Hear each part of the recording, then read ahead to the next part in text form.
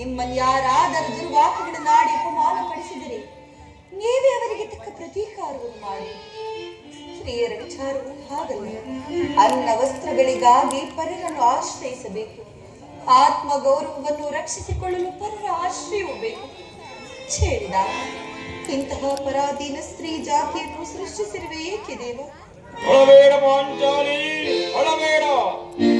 ಸ್ತ್ರೀಯರ ಪರಾಧೀನತೆಯು ನಮ್ಮ ಸಮಾಜದ ನಿಯಮ, ಭಗವತ್ ಸ್ವರೂಪರಾದ ಋಷಿಗಳ ಆಜ್ಞೆ. ಪತ್ನಿಯನ್ನು ದ್ಯೂತದಲ್ಲಿ ಪಣವಾಗಿಟ್ಟು ಸೋಲುವಂತೆ ಆ ನಿಮ್ಮ ಋಷಿಗಳೇ ಆಜ್ಞೆ ಮಾಡಿದರಲ್ಲವೇ? ಪತಿಗಳು ತಪಸ್ಸು ಮಾಡಿಯೇ ಪಡೆಯಬೇಕು ನಿಮ್ಮಂತಹ ಪತಿಗಳನ್ನು. ಅಣ್ಣನ ಒಂದು ದಿನದ ವಿವೇಕತನದಿಂದ ಈ ನಿಂದನೆಯು ನಮ್ಮನ್ನು ಸಾಯುವವರೆಗೂ ಬಿಟ್ಟಿದ್ದಲ್ಲ. ಲೋಕದ ಅಣ್ಣನ ಅಪರಾಧಗಳನ್ನು ಕ್ಷಮಿಸುವಂತೆ ನಾನಲ್ಲಿ ಎಷ್ಟೋ ಬಾರಿ ಬೇಡಿಕೊಂಡಿಲ್ಲವೇ? ಆದದ್ದು ಹಾಗೆ ಹೋಯಿತು, ಮರೆತು ಬಿಡು. ಈ ದಿನ ನೀನೇಕೆ ಹೀಗಿರುವೆ? ನನ್ನನ್ನು ತಿಳಿಸಬಾರದೆ ದೇವಿ? ತಿಳಿಸುವೆನು, ಆದರೆ ಅದರಿಂದ ಆಗುವ ಪ್ರಯೋಜನವಾದರೂ ಏನು? ಎಷ್ಟೇ ಆದರೂ ನೀವು ನಿಮ್ಮಣ್ಣನ ಆಜ್ಞಾಧಾರಕರಲ್ಲವೇ? ಅದು ಎಂದಿನ ಮಾತು. ಈಗ ನಾನು ಯಾರ ಆಜ್ಞಾಧಾರಕನೂ ಅಲ್ಲ. ಹಾಗಾದರೆ ತಿಳಿಸುವೆನು ಕೇಳಿ. ಈ ದಿನ ಹಸ್ತಿನಾಂಬೆ ಮಂದಿರಕ್ಕೆ ದೇವಿಯ ದರ್ಶನಕ್ಕೆಂದು ಹೋಗಿದ್ದರು. ಅಲ್ಲಿಗೆ ಆ ದುರ್ಯೋಧನನ ಪತ್ನಿಯಾದಂತಹ ಭಾನುಮತಿ ಬಂದಿದ್ದಳು. ಅವಳು ನನ್ನನ್ನು ನೋಡಿ ನಕ್ಕು, ನಿನ್ನ ಪತಿಗಳು ವಾಸಕ್ಕಾಗಿ 5 ಗ್ರಾಮಗಳನ್ನು ಬೇಡಲು ದೂತನನ್ನು ಆಸ್ಥಾನಕ್ಕೆ ಕಳಿಸಿದರು. ಇನ್ನೇನು ಸಂಧಿಯಾಗುವುದು? ಈಗಲಾದರೂ ಈ ನಿನ್ನ ಬೆಚ್ಚಿನ ಮುಡಿಯನ್ನು ಮುಡಿಗಟ್ಟುವೆಷ್ಟೇ ಎಂದು ಹಾಸ್ಯ ಮಾಡಿ ನಕ್ಕಳು.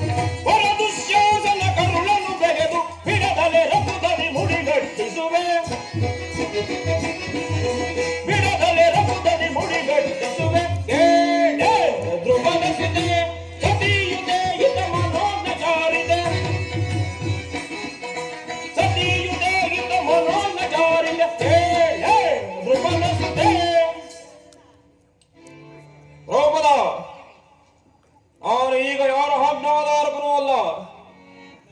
ಅಣ್ಣನಿಗೆ ನಾನು ಎಷ್ಟೋ ಬಾರಿ ಹೇಳಿದರು, ಅವನು ನನ್ನ ಮಾತನ್ನು ಕೇಳಲಿಲ್ಲ. ಶ್ರೀಕೃಷ್ಣನಲ್ಲಿಯೂ ನಾನು ಬಹುವಿಧವಾಗಿ ಬೇಡಿಕೊಂಡೆನು, ಸಂಧಾನಕ್ಕಾಗಿ ಹೋಗಬೇಡವೆಂದು. ಅವನೂ ಸಣ್ಣ ಮಾತನ್ನು ಕೇಳಲಿಲ್ಲ. ಅದರಲ್ಲಿ ಆ ಭಾನುಮತಿಗೆ ನೀನೇನೆಂದು ಉತ್ತರ ಕೊಟ್ಟೆ? ಅವಳು ಕೇಳಿದ ಪ್ರಶ್ನೆಗೆ ತಕ್ಕ ಉತ್ತರವನ್ನೇ ಕೊಟ್ಟಿರುವೆ. ಏನೆಂಬುದಾಗಿ? ನಿನ್ನ ಕಟ್ಟಿದ ಮುಡಿಯನ್ನು ಬಿಡಿಸುವವರೆಗೂ ಈ ನನ್ನ ಬೆಚ್ಚಿದ ಮುಡಿಯನ್ನು ಮುಡಿಗಟ್ಟುವುದಿಲ್ಲವೇ ಭಾನುಮತಿ? ಬಾಬು ಪಾಂಚಾಲಿ, ಬಾಬು, ಬಹಳ ಚಮತ್ಕಾರವಾದ ಉತ್ತರವನ್ನೇ ನೀಡಿರುವೆ. ನೀನು ನಮ್ಮೊಡನೆ ಅದರ ಮಾಡುವುದರಲ್ಲೇ ನಿನ್ನ ಜೊತೆಯನ್ನು ಮುಗಿಸಿದ್ದೆ ಎಂದು ನಾನು ತಿಳಿಸಿದ್ದೆ.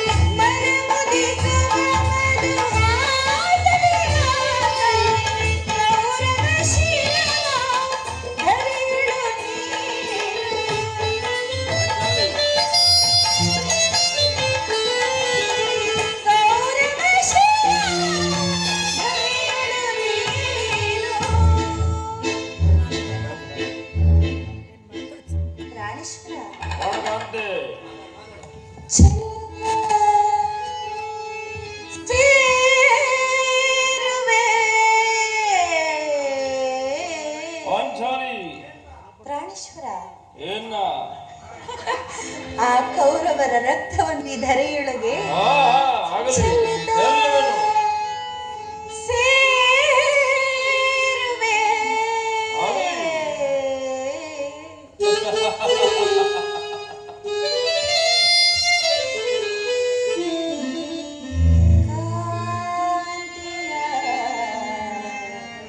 ನೀನು ಹೌದಲ್ಲವೇ ಪ್ರಾಣೇಶ್ವರ? ಹೌದು ಪಾಂಚಾಲಿ. ಆದರೆ ಅದಕ್ಕಿನ್ನು ಬಹಳ ಸಮಯವಿದೆ. ಚೆಲ್ಲುತ್ತೆ ಸೇರುವೆ ಕಾಂತಿಯಲಿ.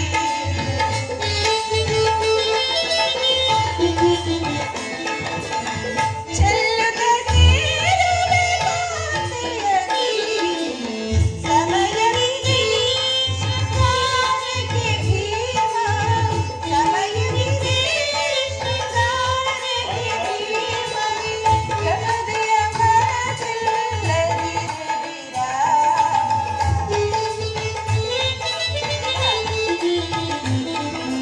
ಗಮದೆಯ ಮನಸ್ಸಿಲ್ಲದಿರುವಿರಾ. ಸಮಯವಿದೆ ಶೃಂಗಾರಕ್ಕೆ ಭೀಮ. ಸಮಯವಿದೆ.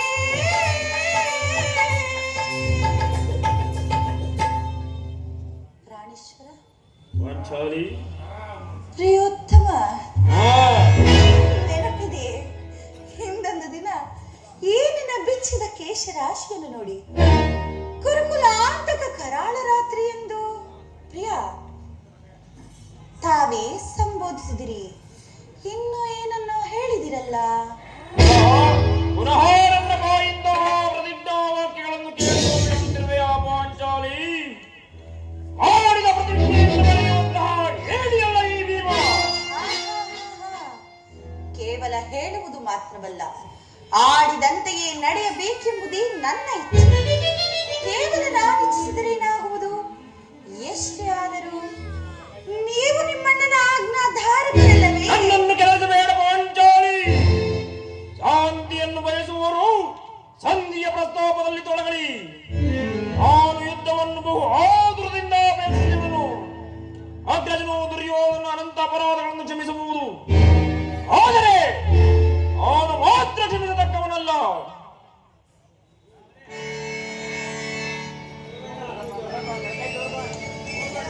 ನೋಡು ಹಣ್ಣನಾದ ಭೀಮಸೇನನು ಸಂಧಿಯ ಪ್ರತಾಪವನ್ನು ಕೇಳಿದ ಸಿಂಹದಂತೆ ವಿಜೃಂಭಿಸುತ್ತಿದ್ದಾನೆ. ಆತನನ್ನು ಸಮಾಧಾನ ಪಡಿಸಲು ನಿನ್ನ ಹೊರತು ಮತ್ತಾರಿಂದಲೂ ಸಾಧ್ಯವಿಲ್ಲ. ಅರ್ಜುನ, ಅಗ್ರಜ. ಕೋಪಕ್ಕೆ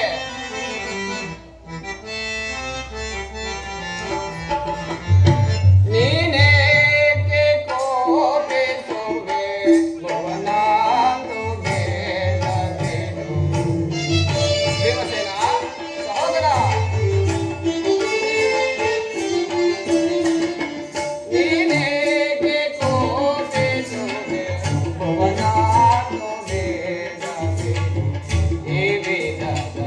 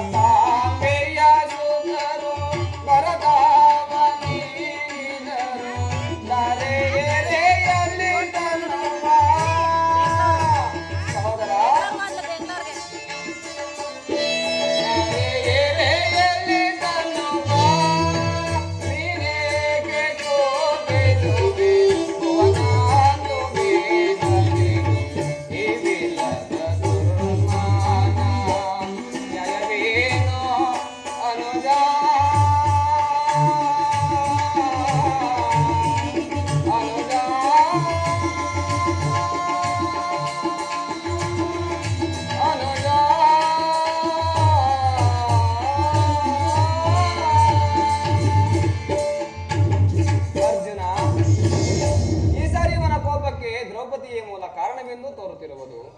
ಶ್ರೀಕೃಷ್ಣ ಪರಮಾತ್ಮನು ಹೇಳುವುದನ್ನು ಜಗತ್ತಿನ ಸುಖ ದುಃಖಗಳಿಗೆಲ್ಲ ಶ್ರೀಯರೇ ಮೂಲ ಕಾರಣವೆಂದು. ಭೀಮಸೇನ, ಸಹೋದರ ಭೀಮಸೇನ, ಕೌರವರೊಡನೆ ಯುದ್ಧ ಮಾಡುವುದಕ್ಕಿಂತ ನನ್ನ ಸಹೋದರನ ಕೋಪವನ್ನು ಶಮನ ಮಾಡುವುದು ನನಗೆ ದುಸ್ಸಾಹಸವಾಗಿದೆ. ಸಹೋದರ ಭೀಮಸೇನ, ನನಗೆ ಕೋಪವೇ ತಮ್ಮ.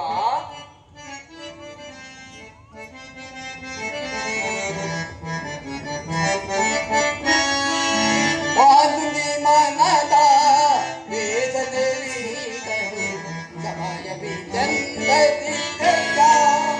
ಕರುಣೆ ಸಮಯವಿದ್ದಂತ ಆಚಾರ್ಯ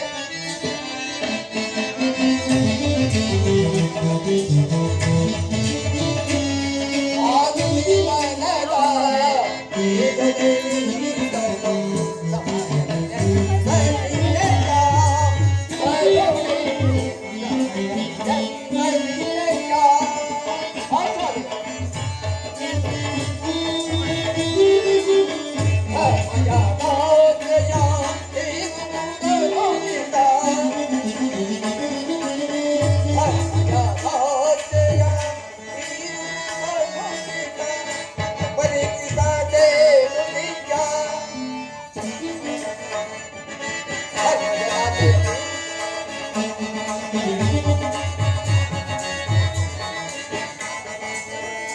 ಧರ್ಮಜನಾಜ್ಞೆಯ ಮೀರುವುದನ್ನು ಪಿತ ಕೈಬಿಡದೆ ನುಡಿದ ಕಹಿಪುದು ಮನದಲ್ಲಿ ಕ್ರೋಧವುದರುವೆ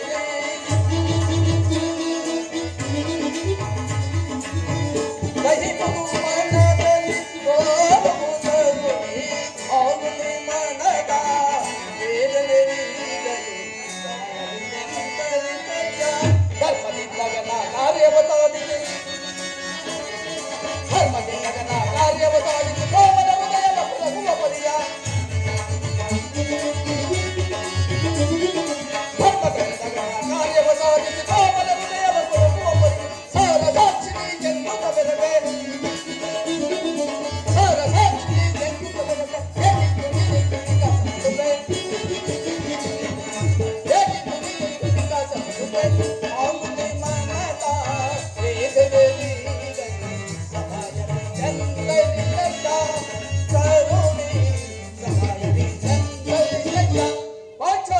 ಸಮಾಚಾರವೇ ಅಣ್ಣದೇಗೆ ಸಿಟ್ಟಾಗಿರುವುದು? ಏಕೆ? ಏನನ್ನ ಬೆರಗುವುದಲು ನಿಮ್ಮ ಪ್ರಶ್ನೆಗೆ ಉತ್ತರ ಕೊಡಲಿಲ್ಲವೇನು? ಅಗ್ರಜ, ಸಹೋದರ, ಸಮಯಕ್ಕೆ ಸರಿಯಾಗಿ ಬಂದೆ.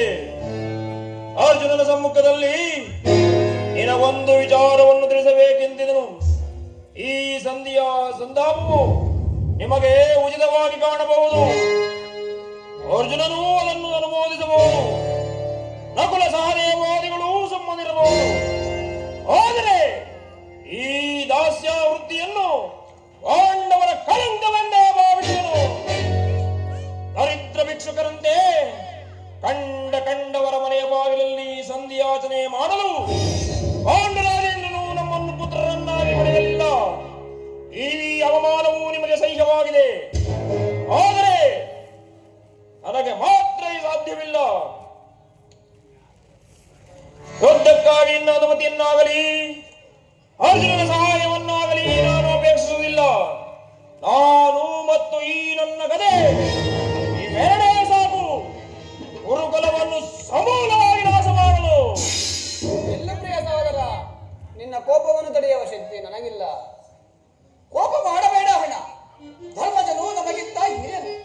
ಆತನ ಇಷ್ಟಕ್ಕೆ ವಿರುದ್ಧವಾಗಿ ಯುದ್ಧವನ್ನು ಪ್ರಾರಂಭಿಸುವುದು ಅನುಚಿತ. ಆದುದರಿಂದ ನಾವು ಅಗ್ರಜನ ಅಭಿಪ್ರಾಯಕ್ಕೆ ವಿರೋಧವನ್ನು ಆಚರಿಸುವುದು ಧರ್ಮವಲ್ಲ. ಪಾಂಚಾಲಿ, ಇದಕ್ಕೆ ನೀನೇನು ಹೇಳುವೆ? ಧರ್ಮ ಧರ್ಮವೆಂದು ಹಂಬಲಿಸುತ್ತ ಕ್ಷತ್ರಿಯನ ಧರ್ಮವೇನೆಂಬುದನ್ನೇ ಮರೆಯುವುದು ತಮಗೆಲ್ಲರಿಗೂ ಉಚಿತವೆನಿಸಿದ್ದಲ್ಲವೇ?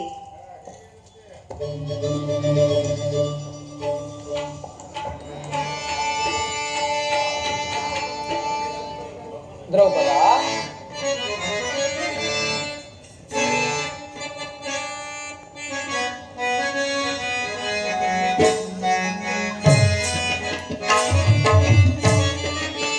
ಹಿಂದೆಯೇಕೆ ನೃಪದನ ಸೊರೆ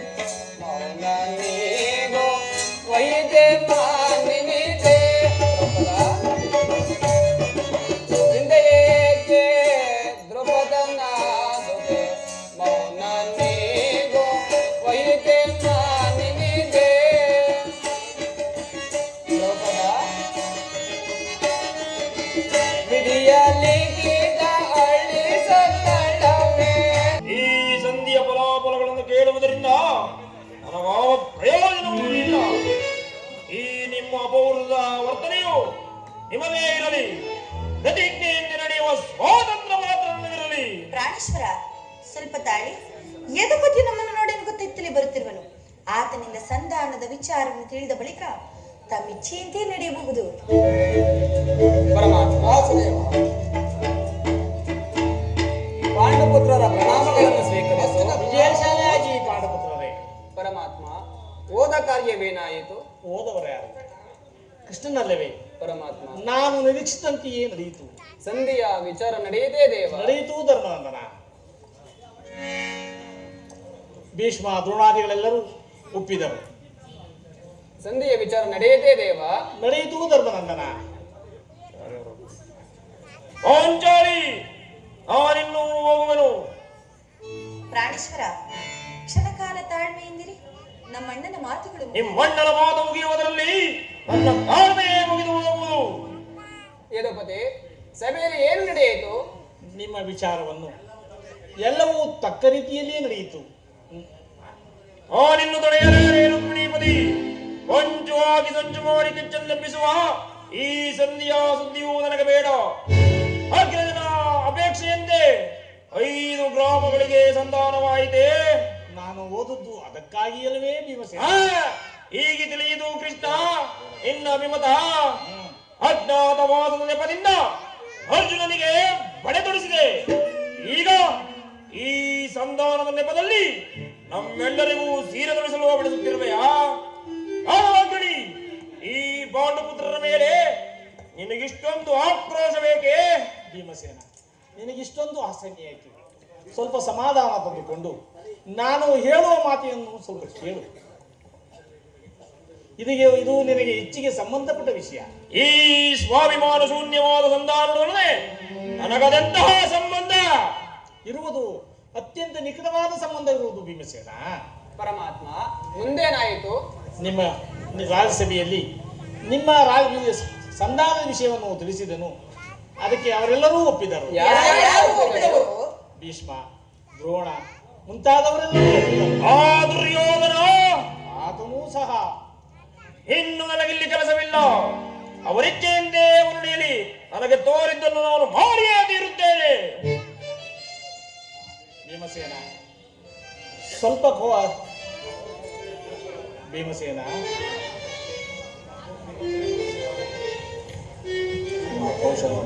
ಅಗ್ರಜ, ನಿಮ್ಮ ಅಪೌರದ ವರ್ತನೆಯ ಪುರಸ್ಕಾರವೂ ನಿಮಗೇ ಇರಲಿ. ಪ್ರತಿಜ್ಞೆಯಂತೆ ನಡೆಯುವ ಸ್ವಾತಂತ್ರ್ಯ ಮಾತ್ರ ನನಗಿರಲಿ. ಭೀಮಸೇನ, ಪಾಂಚಾಲಿ, ನಿರಾಶರಾಗಬೇಡ. ಈ ಭೀಮನು ಬದುಕಿದ್ದರೆ ಈ ಬಿಚ್ಚಿದ ಮುಡಿಯನ್ನು ಕಟ್ಟಿಸಿಯೇ ತೀರುತ್ತಾನೆ. ಭೀಮಸೇನ, ನಿನಗೆ ಇಷ್ಟೊಂದು ಕೋಪವಿಲ್ಲದಿದ್ದರೆ ಆ ಇಡಮುಡಿಯನ್ನು ಆಳಲು ಹೇಗೆ ತಾನ ಸಾಧ್ಯವಾಗಿದೆ? ಈಗ ಸ್ವಲ್ಪ ಸಮಾಧಾನ ತಂದುಕೊಂಡು ನಾನು ಹೇಳುವ ವಿಚಾರವನ್ನು ಕೇಳು ಭೀಮಸೇನ. ಕೃಷ್ಣ, ಸುಮ್ಮನೆ ನನ್ನನ್ನು ಕಾಣಬೇಡ. ಈ ಸಂಧಿಯ ಸುದ್ದಿಯು ನನಗೊಪ್ಪದು. ಭೀಮಸೇನ, ನಿನಗೆ ಒಪ್ಪುವ ಒಂದು ವಿಚಾರವಿರುವುದು. ದುರ್ಯೋಧನನು ನಿನಗೆ ಒಂದು ವಿಚಾರವನ್ನು ಸಂದೇಶವನ್ನು ಕಳಿಸಿರುವನು. ದುರ್ಯೋಧನ ಸಂದೇಶ ಆಗಿದ್ದರೆ ಅದರ ಉದ್ದೇಶವು ಸಂಧಾನವಾಗಿರಲಾರದು. ಹೇಳು ಕೃಷ್ಣ, ಏನು ಆ ಸಂದೇಶ? ಭೀಮಸೇನ, ನೀನು ನನ್ನ ಬಳಿಯಲ್ಲಿ ಕೈಕಟ್ಟಿ ಕುಳಿತುಕೊಂಡರೆ ಮಾತ್ರ ಆಗ ಆ ಸಂದೇಶವನ್ನು ತಿಳಿಸುವೆ. ಇಲ್ಲ, ನಿಂತಲ್ಲಿಯೇ ಹೇಳಿಬಿಡು. ಇಲ್ಲ, ನೀನು ಕುಳಿತುಕೊಳ್ಳದ ಹೊರತು ನಾನು ಹೇಳುವುದಿಲ್ಲ ಭೀಮಸೇನ. ಕೃಷ್ಣ, ಈ ಪರಿಹಾಸ್ಯ ಬೇಕೇ? ಪರಿಹಾಸ್ಯವಲ್ಲ ಭೀಮ. ನಿನ್ನನ್ನು ಕಂಡರೆ ನನಗೆ ಅಷ್ಟೊಂದು ಭಯ. ಎಲ್ಲಿ ನಿನ್ನ ಗದೆಯನ್ನು ಸ್ವಲ್ಪ ದೂರ ಇಟ್ಟು ನನ್ನ ಪಾರ್ಶ್ವದಲ್ಲಿ ಕೈಕಟ್ಟಿ ಕುಳಿತುಕೋ. ಆಗ ನಿನಗೆ ತಿಳಿಸುವೆನು, ಪ್ರಿಯವಾದ ಸಂದೇಶವನ್ನು ತಿಳಿಸುವೆನು. ಕೃಷ್ಣ, ಇದು ನಿನ್ನ ಅಪೇಕ್ಷೆಯಂತೆ ನಾನು ಕುಳಿತುಕೊಳ್ಳುವೆನು.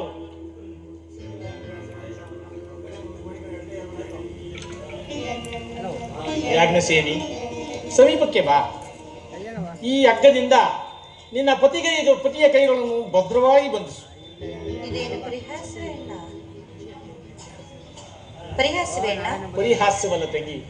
ಶತ್ರುಗಳ ಎಡಗುರಿಯನ್ನು ಬಿಡಿಸುವುದರಲ್ಲಿ ನೀನು ಮಹಾಪಂಡಿತಿಯಂತೆ.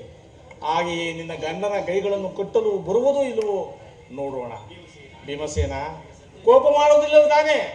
ಸಂದೇಶವನ್ನು ಕೇಳುವ ಇಚ್ಛಿದ್ದರೆ ಪಾಂಚಾಲಿ, ಕೃಷ್ಣನು ಹೇಳಿದಂತೆ ನನ್ನ ಕರಗಳನ್ನು ಬಂಧಿಸು.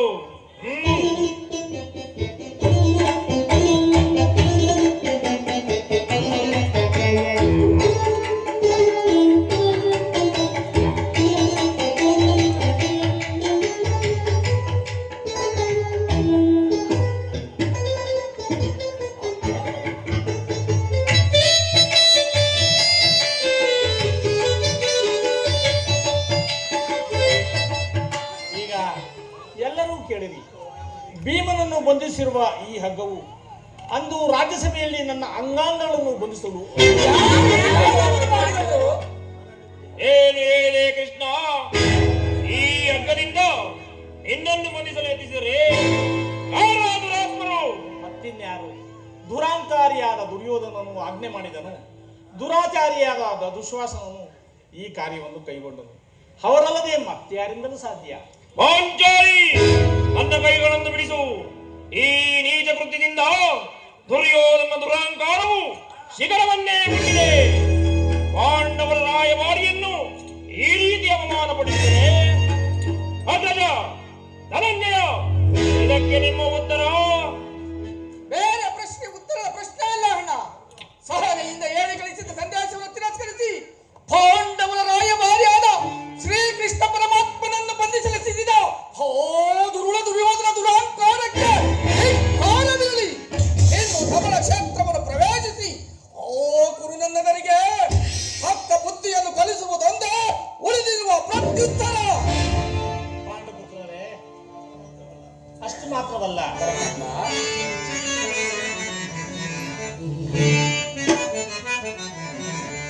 ಕುಂತಿ ಕುವರನೇ ಧನಂಜಯ, ಪರಮಾತ್ಮ, ಏನು ಯಾರೂ ಬಿಡಿಸುವುದಿಲ್ಲವೇ? ಬೇಡ, ನಾನೇ ಬಿಡಿಸಿಕೊಳ್ಳುತ್ತೇನೆ. ಎಲ್ಲಿ ನನ್ನ ಕಡೆ? ಈಗ ಕೇಳಿರಿ ಈ ಭೀಮನ ಪ್ರತಿಜ್ಞೆಯನ್ನು. ನಾನು ವಾಯುದೇವನಿಂದ ಹುಟ್ಟಿದ್ದೇ ನಿಜವಾಗಿದ್ದರೆ, ತಾಯಿ ಕುಂತಿ ದೇವಿಯ ಸ್ತನ್ಯಪಾನವನ್ನು ಮಾಡಿದ್ದೇ ಸತ್ಯವಾಗಿದ್ದರೆ, ಮುಂದೆ ನಡೆಯುವ ಭಯಂಕರ ಸಂಗ್ರಾಮ ಕ್ಷೇತ್ರದಲ್ಲಿ ಗುರುಕುಲದ 99 ಮಂದಿ ಸಹೋದರರನ್ನು ಸಮೂಲವಾಗಿ ನಾಶ ಮಾಡಿ ಆ ಹಸ್ತಿನಾವತಿ ರತ್ನ ಸಿಂಹಾಸನವನ್ನು ರಕ್ತದ ಕೋಡಿಯಲ್ಲಿ ಮುಳುಗಿಸಿ ಆ ದುರ್ಯೋಧನನ ತೊಳೆಯನ್ನು ಮುರಿದು ಅವನ ರಾಜಮೂಟವನ್ನು ಕಿತ್ತು ನೆಲಕ್ಕಪ್ಪಳಿಸಿ ನನ್ನ ಎಡಗಾಲಿನಿಂದ ಪುಡಿ ಮಾಡಿ ಆ ದುಶ್ಯಾಸನ ಎದೆಯನ್ನು ಬಗೆದು ಅವನ ಬಿಸಿ ರಕ್ತದಿಂದ ಈ ದ್ರೌಪದಿಯ ಬಿರುಮುಡಿಯನ್ನು ಕಟ್ಟಿಸುವನು. ಒಂದು ವೇಳೆ ಈ ಪ್ರತಿಜ್ಞೆ ಮಂಗವಾದರೆ ನನಗೆ ಅತಿ ಭಯಂಕರವಾದ ನರಕವೇ ಪ್ರಾಪ್ತಿಯಾಗಲಿ. ಪರಮಾತ್ಮ, ಬಲ ಶೂನ್ಯತೆಯ ಬಲ ಏಳಿ ಬಲನು ಎಳ ತಂದು ನನಗೆ ತಲೆಗಳನ್ನು ಪಟ್ಟಿಯ ಬಲವು ಎಲೆಯ ಮುಗಿಸಿಕೊಳ್ಳೆ ನನಗೋ ಮುಗಿಸಿಕೊಳ್ಳೆ.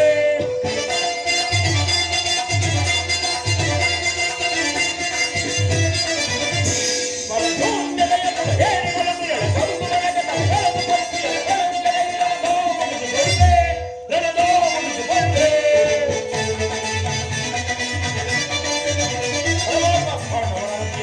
ಮುಟ್ಟಿದ ಸಣ್ಣ ಕೌರವರ ಮುಟ್ಟಿಗೆ ತೇಳಿ ಪಾಂಡವರ ಮಧ್ಯೆ ಕುರುಬನ ಮುಟ್ಟಿದ ಸಣ್ಣ ಕೌರವರ ಮುಟ್ಟಿಗೆ ತೇಳಿ ಸಣ್ಣ ಎಲುಬುಗಳ ಕೊಟ್ಟರೆ ಮಾಡಿಸುವೆ. ಸಣ್ಣ ಎಲುಬುಗಳ ಕೊಟ್ಟರೆ ಚಂಡಿರೋಧನವ ಮಾಡಿಸುವೆ. ಫಲ